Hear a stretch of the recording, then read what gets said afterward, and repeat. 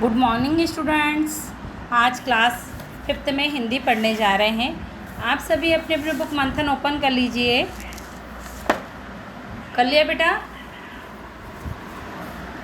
ठीक है।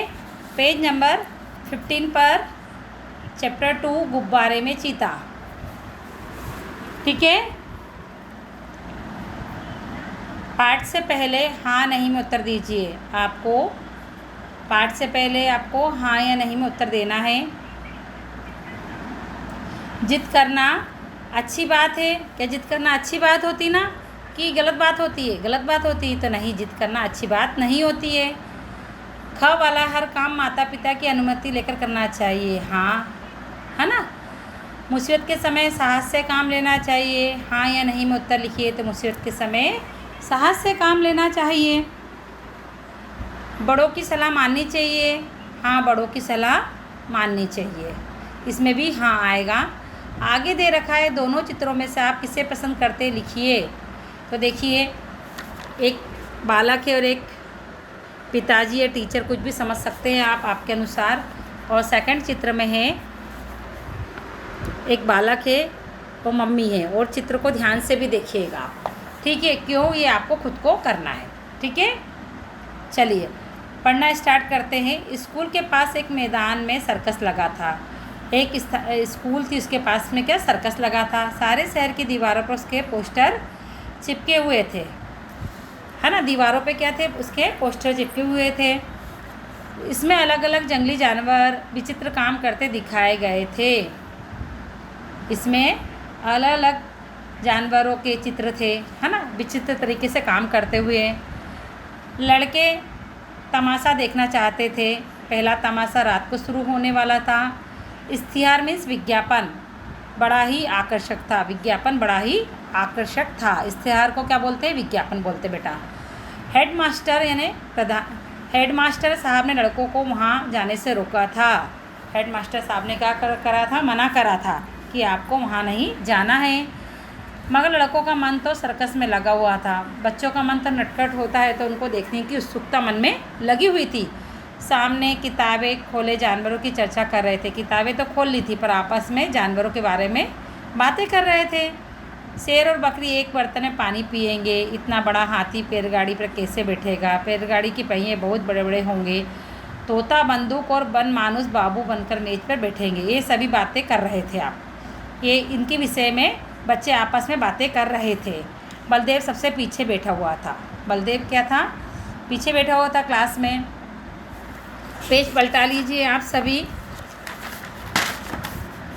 अपनी गणित की कॉपी पर शेर का चित्र बना रहा था और सोच रहा था कल इतवार होता तो बहुत मज़ा आता। मन में विचार कर रहा था शेर का चित्र बनाते हुए कि कल इतवार होता तो अच्छा होता। बलदेव ने बड़ी मुश्किल से कुछ पैसे जमा किए थे। वह सोच रहा था कि कब छुट्टी हो और कब भागूं। हेडमास्टर साहब का हुक्म सुनकर वह आपे से बाहर हो गया। छुट्टी होते ही वह बाहर मैदान में आकर लड़कों से बोला, मैं तो जाऊंगा चाहे कोई छुट्टी दे या ना दे। वह अपने दोस्तों से बोलने लगा, भैया मैं तो जाऊंगा, छुट्टी मिले या ना मिले। अन्य लड़कों में से कोई उसके साथ जाने को तैयार ना हुआ। बलदेव अब अकेला पड़ गया, मगर वह बड़ा जिद्दी था। दिल में जो बात बैठ जाती उसे पूरा करके ही छोड़ता था। वह मन में कोई बात बिठा लेता था तो उसे पूरा करने की ही सोचता था।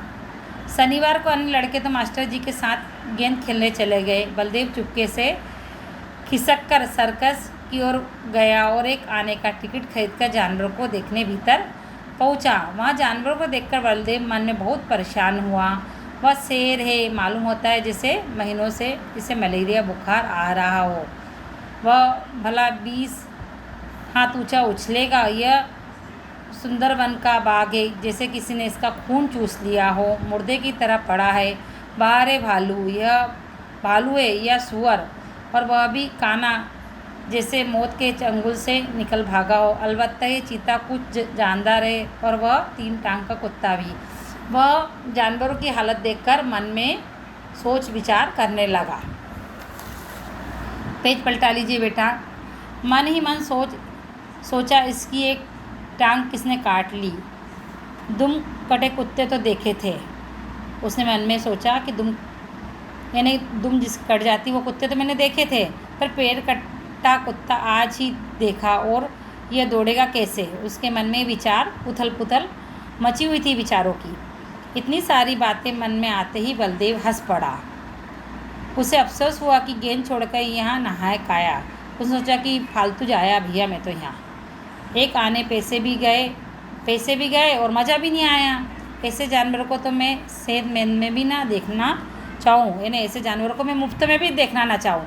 इतने में एक बड़ा भारी गुब्बारा दिखाई दिया। उसके पास एक आदमी खड़ा चिल्ला रहा था, आओ चले आओ, 4 आने में आसमान की सैर करो। भाई बलदेव उसी तरफ देख रहा था कि अचानक शोर सुनकर वह चौंक पड़ा। पीछे फिरकर देखा तो मारे डर के उसका दिल काँप उठा। वही चीता न जाने किस तरह पिंजरे से निकलकर उसकी तरफ दौड़ा चला आ रहा था। पिंजरे में चीता था तो पिंजरे से निकलकर चीता दौड़कर उसकी तरफ ही दौड़कर आ रहा था। बलदेव जान बचाकर भागा।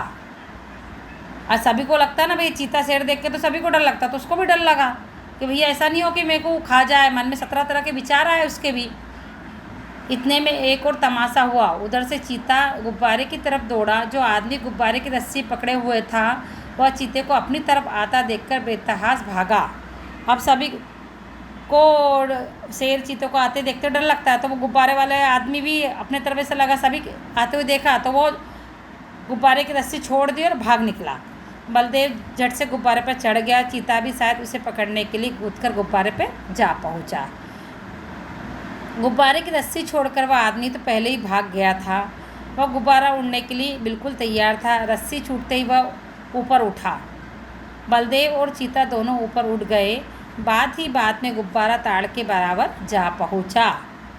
यानी ताड़ एक पेड़ का नाम है बेटा, ऊपर की तरफ जा पहुंचा, है ना।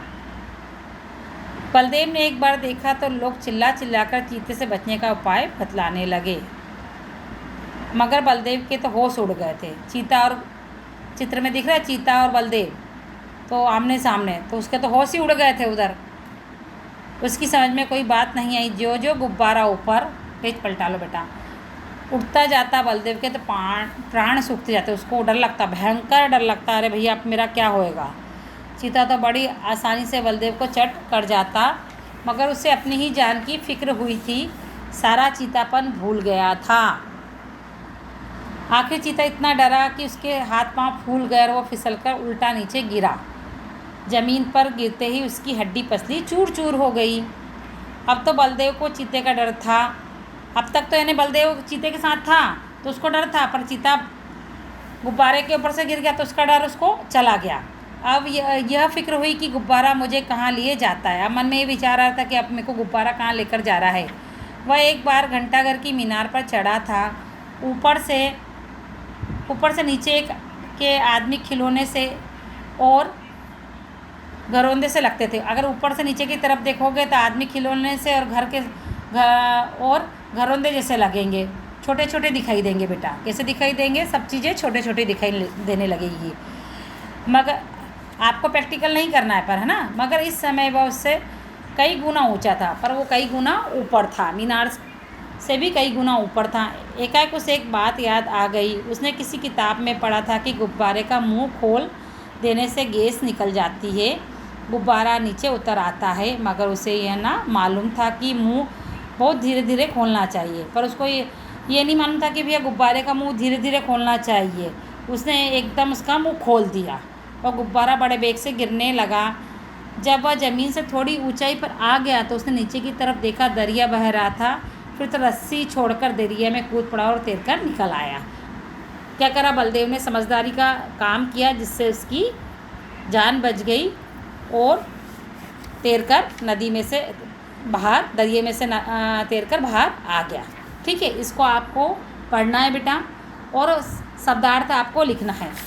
ठीक है, जैसे इश्तिहार मीन्स विज्ञापन, चर्चा मीन्स बातचीत।